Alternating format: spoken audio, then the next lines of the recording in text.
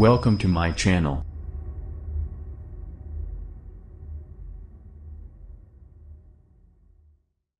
OpenSea NFT Marketplace launches support for Avalanche NFTs on its platform. OpenSea, the peer-to-peer non-fungible token (NFT) marketplace, has launched native support for the Avalanche blockchain, according to the platform's verified Twitter account. Starting on October 12, content creators on Avalanche can display, list, and trade their NFTs on the world's largest NFT marketplace.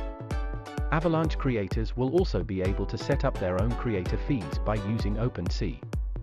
The top Avalanche native NFT collections by trading volume on OpenSea include Small Joes, Rich Peon Poor Peon, Chicken, Small Turds, and Small Creeps. The future of Web3 is multi-chain, and it's always been our goal to offer the best selection and connect people with projects and creators across the chains they prefer, Shiva Rajaraman, VP of Product at OpenSea, told TechCrunch. John Wu, the president of Ava Labs, said that Avalanche's creator and NFT community wanted OpenSea as one of the marketplaces where they could sell their NFTs.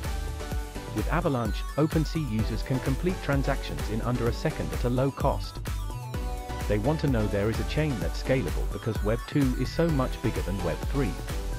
They want a chain that can handle massive amounts of activity from its users, Wu said.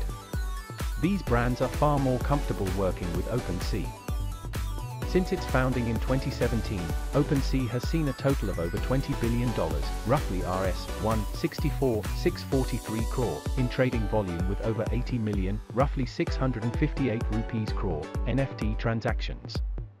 In January, the marketplace completed a $300 million, roughly 2,468 rupees crore, Series C funding round at a valuation of $13.3 billion, roughly Rs. 109,439 crore.